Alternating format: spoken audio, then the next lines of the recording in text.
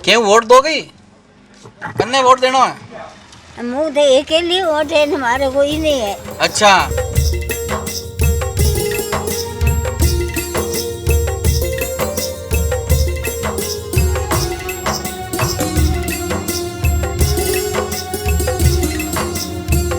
बन गई शहर की सरकार, अब बनेगी गांव की सरकार। उठो उठो चलो चलो, गांवों से आ रही है आवाज। शहर के बाद अब आई है गांव की बारी। क्या होगी सरकार हमारी? ठोक बजा कर देना वोट, नहीं तो होगी फिर भारी चोट। 5 साल बाद आया है मौका, इक्का दुक्का नहीं यारों मारो चौका। मजबूत है किसकी जड़ें और किसके खाते में कितने वोट पड़े, देखना ना भूलें उदयपुर न्यूज का खास कार्यक्रम आओ गांव चलें।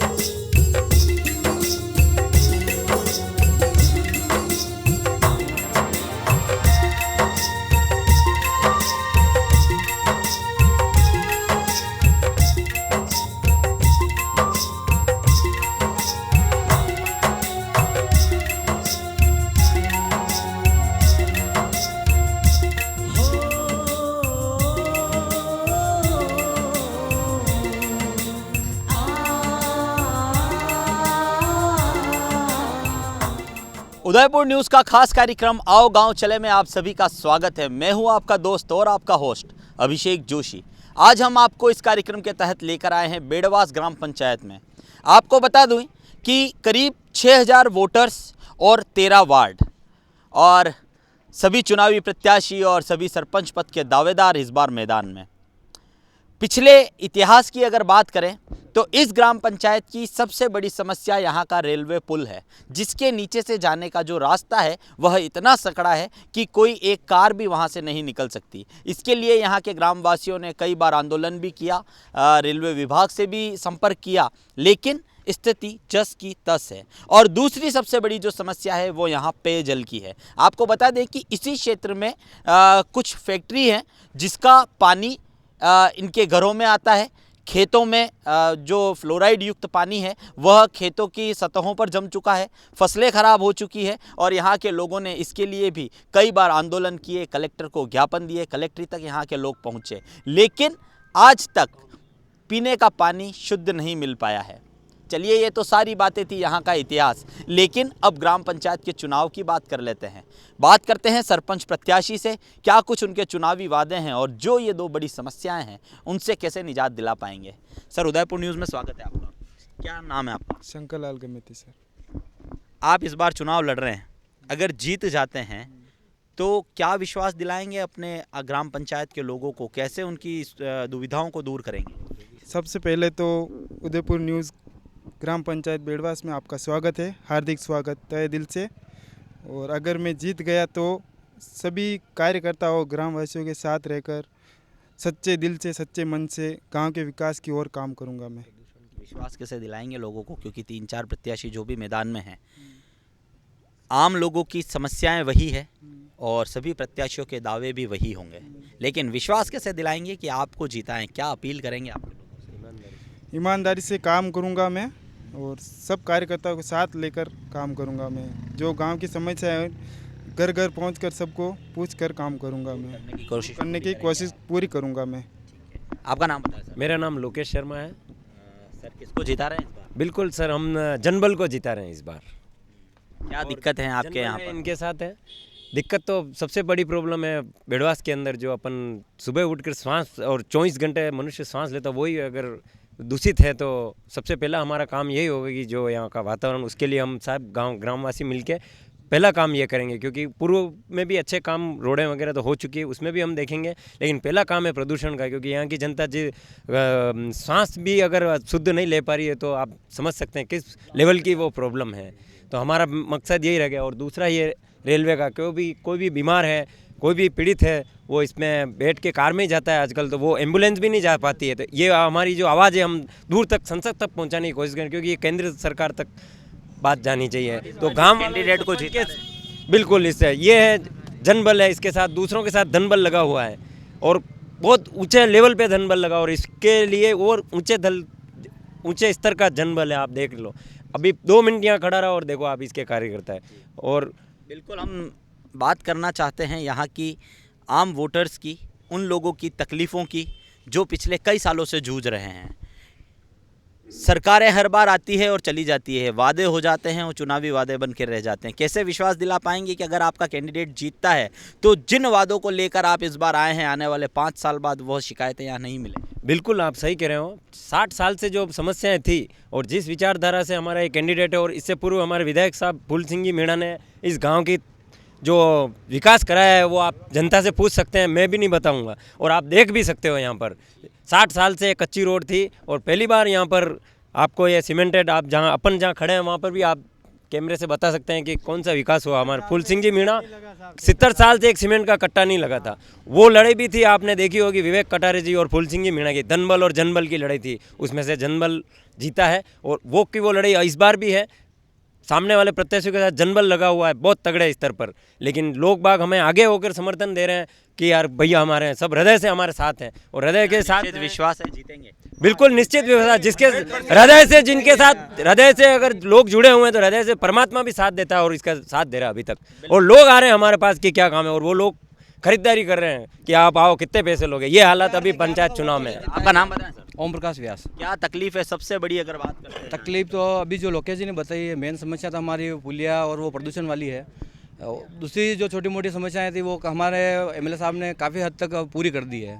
ठीक है, तो रोड नाली और बिजली ये हमारे लिए अब कोई समस्या नहीं रही है। थोड़ी रोड लाइटों का है, तो वो भी हमारा जो अब कैंडिडेट हम जिताएंगे तो वो काम भी हमारे हो जाएंगे। लेकिन हम यही चाहते हैं कि हमारे कैंडिडेट के साथ में जो हमारे एमएलए साहब हैं, एमपी साहब हैं, और राजस्थान में जो भी सरकार है या फिर केंद्र सरकार, उनसे लड़के हमारी जो मेन समस्या है, जो भी आज तक अभी सोल्व ही नहीं हुई।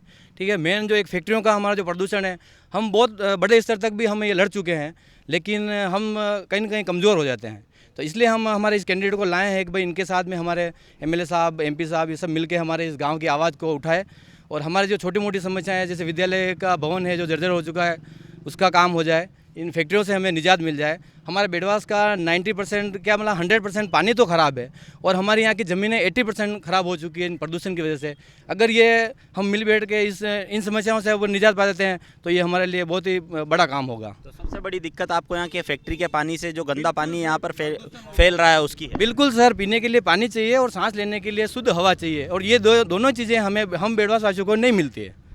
तो आप देख सकते हैं कि रसूखदारों की फैक्ट्रियों के आगे यहाँ के लोगों की ताकत बोनी नज़र आने लगी है।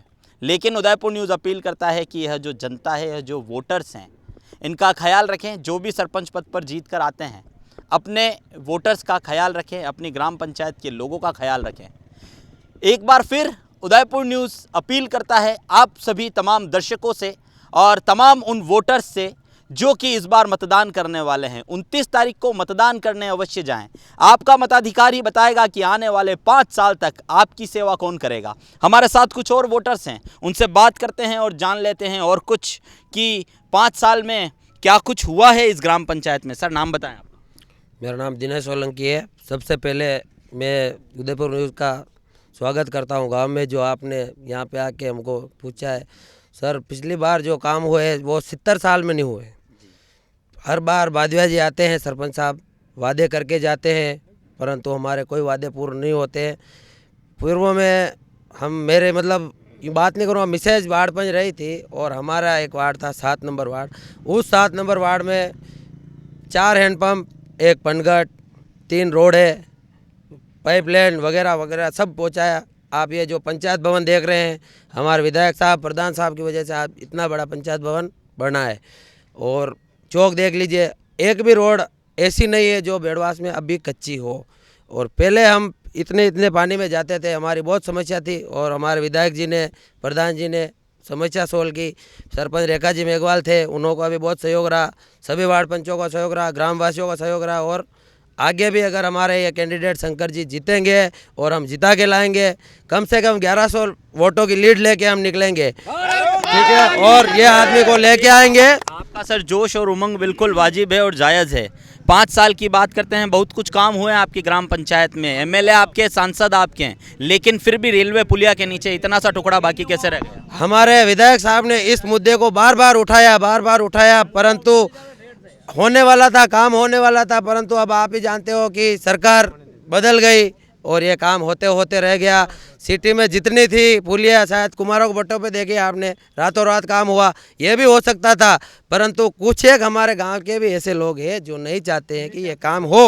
बाकी ऐसा है कि सर हम एक बार जैसे इंटरलॉकिंग टाइल पंचायत के बाहर लगाई थी, हम इस पुलिया के अंदर भी लगा रहे थे, तो इसी गाँव के लोग गए और रेलवे में शिकायत की कि यहाँ पुलिया में कुछ मत करना। रेलवे वाले आए, हमें बोला भाई ये रास्ता नहीं है तुम्हारा, हम बंद कर देंगे, तुम रास्ते नहीं है, और हमेशा एक पुलिया और आगे है, उसमें वो खंबे लगा के चले जाते हैं, हमारी गाड़ियाँ नहीं निकाल सकते हैं। कभी डिलीवरी होती है तो कई बार ऐसे हादसे हो चुके हैं, बहुत हादसे हो चुके हैं सर, कि मतलब डिलीवरी होती है, महिला को हम नहीं पहुंचा सकते हैं, बीच में ही बड़ी मुश्किल से हो सकता है, या तो माँ की मौत हो जाती है या बच्चे की हो जाती है। गंदी राजनीति चल रही है, आज कच्ची बस्ती में भी लोग बहुत परेशान हैं, वहाँ भी आप अगर देखोगे तो वहाँ भी हम समस्या है और उन के भी रास्ता नहीं है। सर अभी आपने कहा कि सरकार बदल गई वरना ये काम हो जाता। सरकार बदले तो साल या 1.5 साल हुआ है, 4 साल से तो आप ही की सरकार।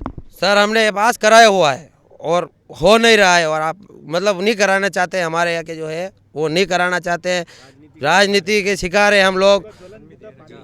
इनका कहना है कि कुछ लोगों की वजह से जो है वह यह काम हर बार रुक जाता है, और हमारे साथ कुछ और वोटर्स भी हैं, उनसे जान लेते हैं क्या कुछ बाकी रहा है, क्या काम हुए हैं। नाम बताएं सर आप। हिम्मत सिंह मीना।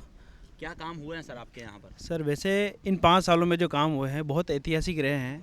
बेड़वास गांव के अंदर अगर एक कार भी आनी थी ना तो दूसरी कार साथ में नहीं आ सकती थी, ये हालत थी।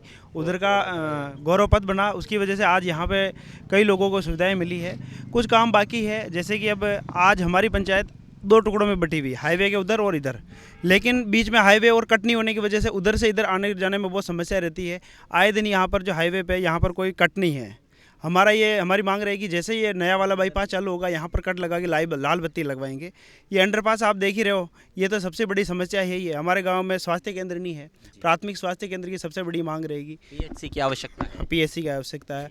खेल ग्राउंड नहीं है, हमारे स्कूल तो क्रमोन्नत हो गए, 12वीं तक हो गया, लेकिन भवन बहुत छोटा है, जगह भी बहुत छोटी सी है, प्राथमिक स्कूल जितनी। हमारी मांग रहेगी कि हमारे को बड़ी जगह मिले जहाँ स्कूल भवन भी बड़ा मिले और साथ में खेल ग्राउंड भी हो। और दूसरा अगर रही बात प्रदूषण की बात तो साथियों ने बताई है आपको सर, उसके लिए हमारी मांग रहेगी कि कैसे करके हम ये जो प्रदूषण फैलाने वाली फैक्ट्रियाँ इनके खिलाफ धरना प्रदर्शन आंदोलन कुछ भी करें, लेकिन इन फैक्ट्रियों को यहाँ से हटवाएंगे हम। क्या कारण रह जाते हैं कि लोग यहाँ पर सर्वे भी होते हैं, सब कुछ रिपोर्टें भी आती है, लेकिन उसके बाद भी कोई कार्रवाई नहीं हो पाती? सर इसका तो हम क्या कह सकते हैं, हम तो हमारी तरफ से तो पूरी कोशिश करते हैं। विधानसभा में एमएलए साहब ने बार प्रश्न लगाए इसके, लेकिन कहीं ना कहीं कमजोरी है प्रशासनिक पकड़ के अंदर, तो कहीं ना कहीं अंदर लीकेज है हमारे अंदर ही प्रशासन के अंदर, जो हम यहाँ से तो लगाते ताकत लेकिन आगे तक पहुँच नहीं पाती है। बिल्कुल, आप देखें कि कुछ असुविधाएं हैं, वोटर्स को आवश्यकताएं हैं। जो भी सरपंच बन के आएगा, जो भी इस सीट पर आकर बैठता है, उससे इन वोटर्स को बहुत सी उम्मीदें हैं। सर आपके यहाँ पर अगर शिक्षा की बात करें, स्कूल की बात करें, तो बालिका शिक्षा को लेकर कभी कोई बढ़ावा दिया गया है, या शिक्षा के क्षेत्र में आपके ग्राम पंचायत में क्या कुछ हुआ है? हमारे ग्राम पंचायत में स्कूल तो 12वीं तक का है और स्कूल में कमरे हैं मात्र 8। दूसरा एक स्कूल हमारे इसी पंचायत के उस छोर पे है, रकमपुरा गांव में, जो पिछले साल विधायक साहब ने उसको क्रमोन्नत करवाया। बालिका शिक्षा पर हम काफ़ी जोर दे रहे हैं। बालिका शिक्षा को देखते हुए रकमपुरा गाँव की जो बच्चियाँ थी वो देबारी पढ़ने जाती थी, बीच में हाईवे था, तो गांव वाले या उनके पेरेंट्स जो थे उन बच्चों को स्कूल भेजते ही नहीं थे। तो विधायक साहब ने उस पर काफ़ी जोर दिया और स्कूल को क्रमोन्नत कराया। आज 2 साल से वो स्कूल 10वीं चल रहा है, तो वहाँ आज भी लगभग 16-17 बच्चे जो हैं 10th क्लास में पढ़ रही हैं अभी भी। और यहाँ जो बात है बेड़वास की, यहाँ की जो बच्चियाँ थी तो 10वीं तक की थी, तो वसुंधरा जी ने जब पंचायत का पुनर्गठन किया तो पंचायत मुख्यालय की स्कूल थी उसको 12वीं करवाया। तो मैं उनको बहुत बहुत धन्यवाद दूंगा कि उन्होंने स्कूल क्रमोन्नत करवाई, जिस वजह से आज ये बिल्डिंग स्कूल क्रमोन्नत हुई है। तो काफ़ी बच्चे यहाँ पढ़ाई कर रही हैं पिछले साल में कई बच्चे फर्स्ट आई है यहाँ से, जिसको एमएलए साहब ने जयपुर तक की उनको यात्रा कराई। तो इस शिक्षा पर हमने काफ़ी जोर दिया और प्रशासन की तरफ से भी काफ़ी जोर। समय में कुछ और बढ़ने की उम्मीदें हैं यहाँ पर? बिल्कुल सर, हमारी पंचायत में मुख्यमंत्री आवास योजना के सर फ्लैट बने हैं, जिसमें 1700 फ्लैट तो बने हैं दोली मंगरी में और 465 फ्लैट बने हैं हमारे सातोड़ी मंगरी में। तो ये जब आबादी बढ़ेगी यहाँ पे, ये जो आबादी बढ़ेगी तो हमारी स्कूल की जो संख्या है काफ़ी बढ़ेगी। तो स्कूल को बड़ा करना है, स्कूल क्रमोन्नत और आगे करना पड़ेगा हमारे को, ये भी हैं। सर आपका नाम बताएं सर। मेरा नाम दीपक मल्ली। सर पानी की एक दिक्कत है आपके यहाँ पर, सामने की तरफ जो कॉलोनियाँ बसी हुई है वहाँ 4 महीने तक उनको टैंकर मंगा के पानी लाना पड़ता है। पिछली बार भी आप ही की सरकार थी, क्या उनके लिए प्रयास नहीं किए गए? सर प्रयास तो निरंतर किया है और करते आ रहे हैं, और वास्तविक ये हुआ था पूरी कॉलोनी एकजुट होकर एमएलए साहब ने इसका पूरा कराया, और बीच में ये भी आया था फतेह सागर बुझाएगा नाकोड़ा नगर की प्यास, लेकिन सर क्या वो सब का मामला हुआ और कुछ प्रशासन का मैटर रहा, तो उसमें क्या जैसे वो काम होने में था और सरकार चेंज हुई, और सरकार चेंज होते ही वो काम अटक गया, जैसे का तैसे ही रह गया। बाकी हमारे वहाँ के क्षेत्रवासियों ने, यहाँ के जनप्रतिनिधियों ने और उसके साथ हमारे एमएलए साहब, प्रधान साहब ने पूरी ताकत लगाई थी कि इस पानी की समस्या की प्राथमिकता से इसको सोल्व करें, कि वास्तविक तो वहाँ पे टैंकर नका के उसको अपन को वहाँ चलवानी पड़ रही है। अभी इस चुनाव में किसको जिता रहे हैं? अभी हम चुनाव में शंकरलाल गमेती को जिता रहे हैं। क्यों जिता रहे हैं? सर जीता इसलिए रहे हैं, एक तो ये हमारा कैंडिडेट है, और दूसरा पूर्व में जो सरपंच रहे थे, आज इस मेन जो प्रत्याशी है उसके घर पे जाने के लिए एक पगडंडी थी सर। वहाँ मतलब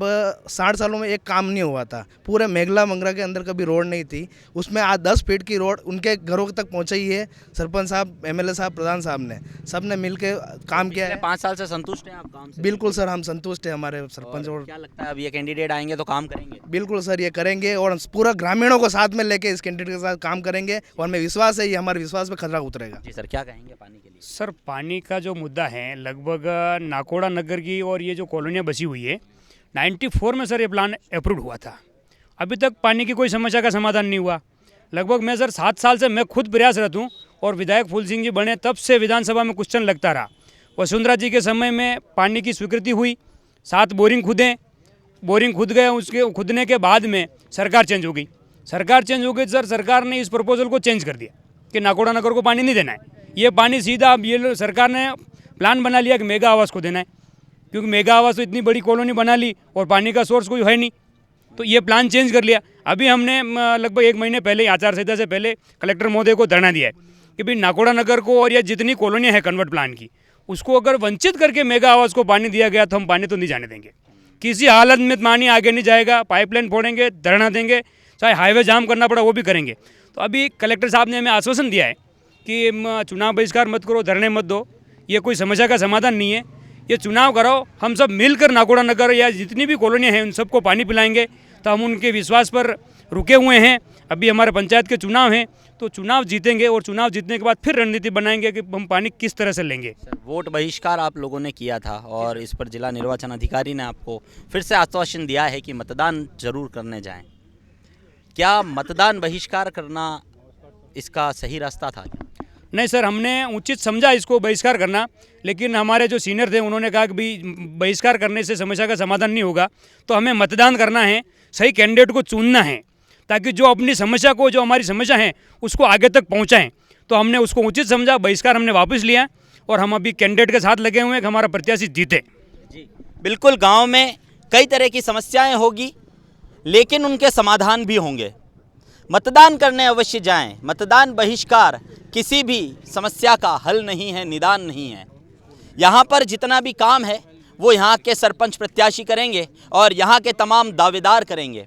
कुछ वोटर्स हमारे साथ हैं, हम उनसे और बात कर लेते हैं, क्या कुछ कहना चाहते हैं उदयपुर न्यूज़ के माध्यम से। नाम बताएं सर आप। सर मुकेश चौधरी, मैं प्रॉपर आयड से हूँ, 2009 से मैं यहीं रह रहा हूँ और मैं 2009 के बाद मैंने देखा है लंबे टाइम तक मेरा रोड भी कंप्लीट नहीं था।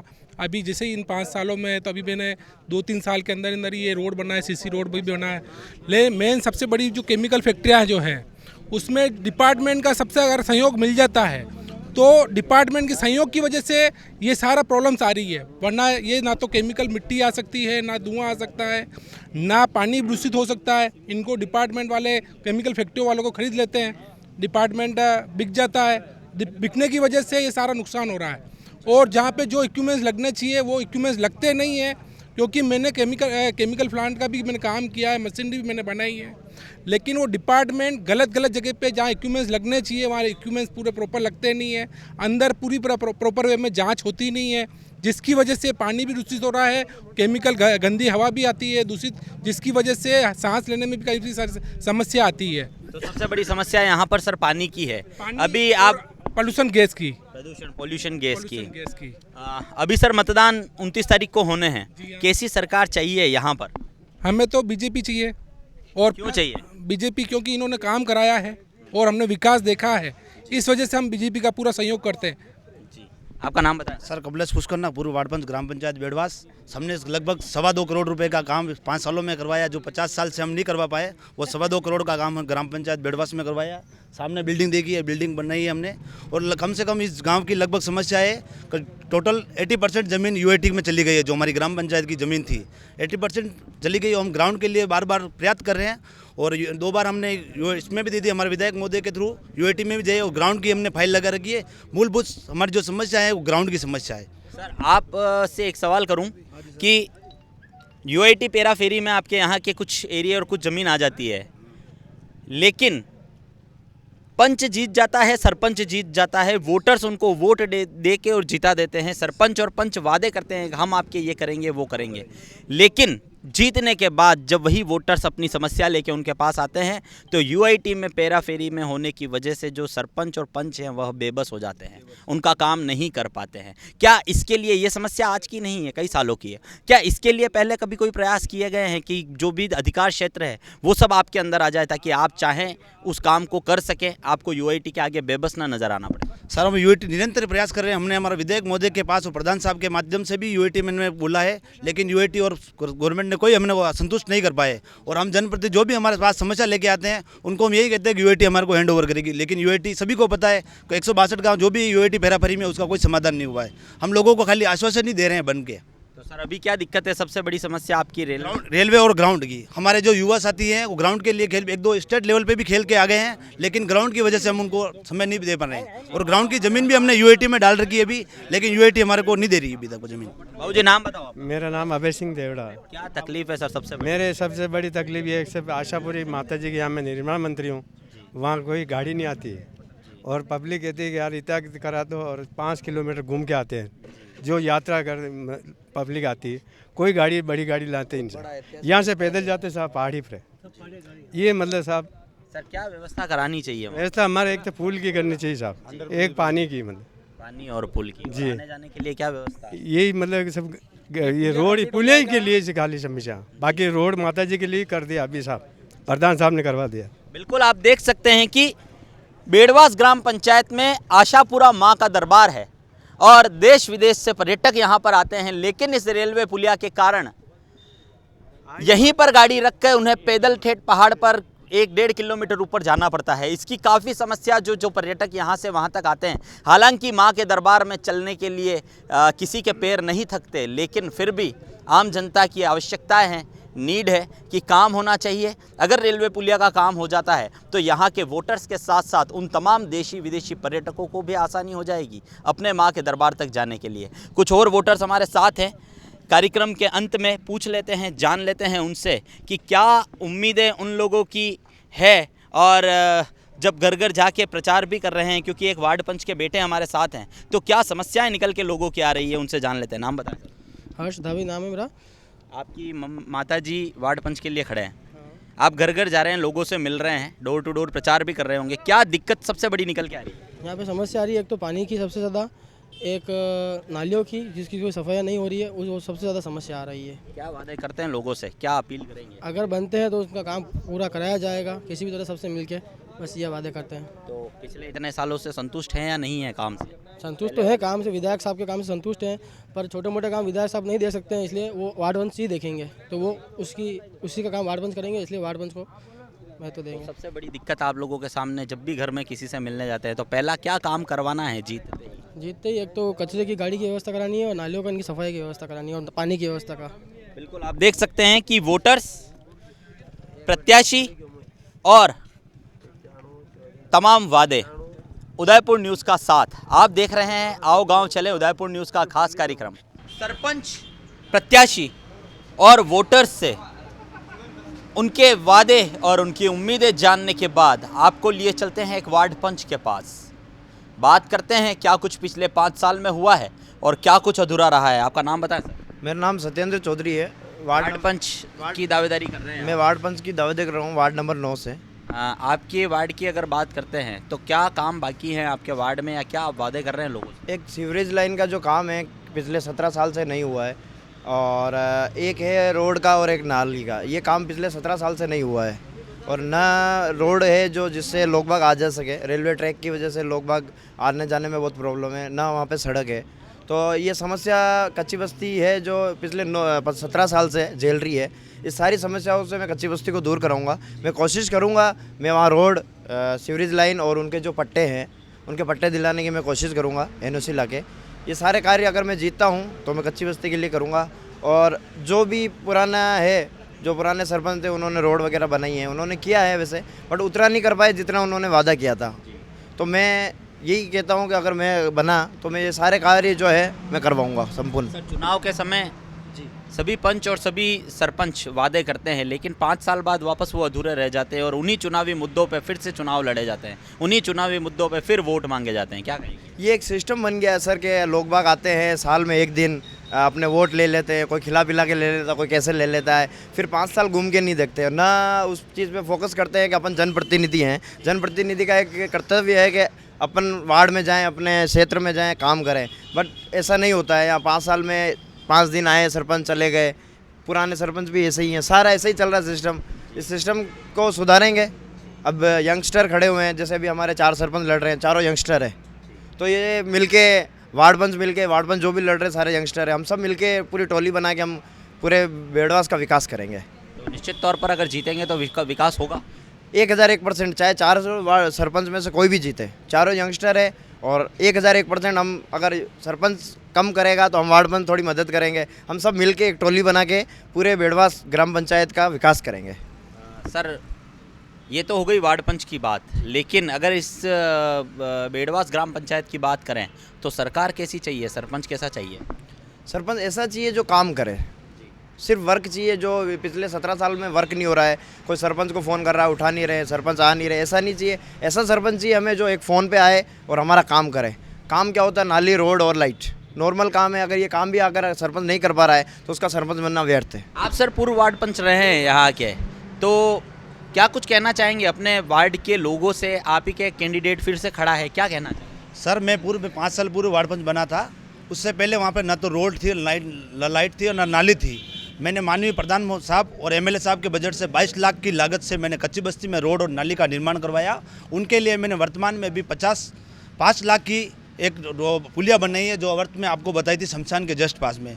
बहुत गिरे हुए लोग थे, उनको उठाया और 5 साल में बहुत विकास कराया। कम से कम 27 लाख का मैंने बजट वहाँ सेंक्शन करवा के, अप्रूव करवा के काम करवाया है।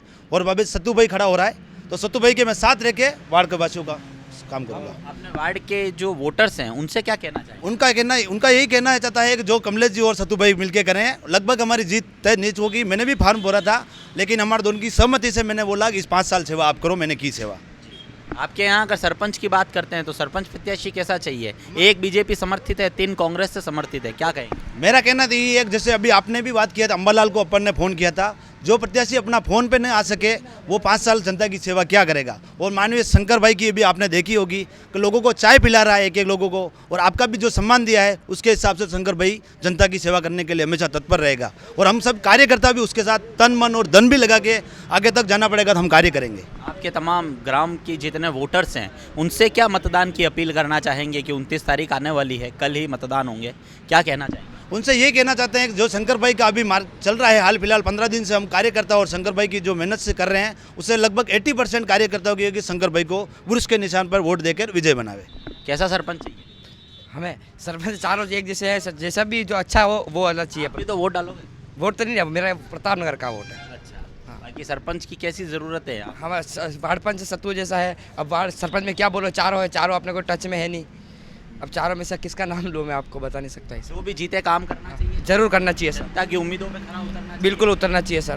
बिल्कुल, आप देख सकते हैं कि सरपंच ऐसा हो जो आने वाले 5 साल तक अपनी जनता की सेवा करें, न कि उनके ऊपर राज। आपको बता दें, इस ग्राम पंचायत में हमने सभी सरपंच प्रत्याशियों से मिलने का प्रयास किया, लेकिन एक सरपंच प्रत्याशी उदयपुर न्यूज़ के कैमरे के सामने आया और सारे वादे उन्होंने खुले रूप से किए, लेकिन दूसरे प्रत्याशी कैमरे के सामने क्यों नहीं आ पाए, यह पूछना उनसे है। सोचना आपको है, समझना आपको है, सोच समझकर मतदान करें, लेकिन मतदान अवश्य करें। देखना आपको है कौन 5 साल तक आपकी सेवा करेगा और कौन आप लोगों के हर सुख और हर दुख में आकर खड़ा रहेगा। फिलहाल अभिषेक जोशी को कैमरा पर्सन कमल वसीटा के साथ दीजिए इजाजत।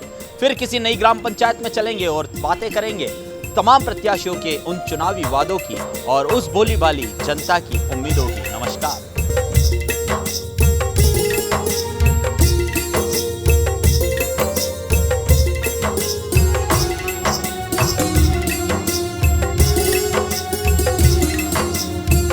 बन गई शहर की सरकार, अब बनेगी गांव की सरकार। उठो उठो चलो चलो, गांवों से आ रही है आवाज। शहर के बाद अब आई है गांव की बारी। क्या होगी सरकार हमारी? ठोक बजा कर देना वोट, नहीं तो होगी फिर भारी चोट। 5 साल बाद आया है मौका, इक्का दुक्का नहीं यारों मारो चौका। मजबूत है किसकी जड़ें और किसके खाते में कितने वोट पड़े। देखना ना भूलें उदयपुर न्यूज़ का खास कार्यक्रम आओ गांव चलें।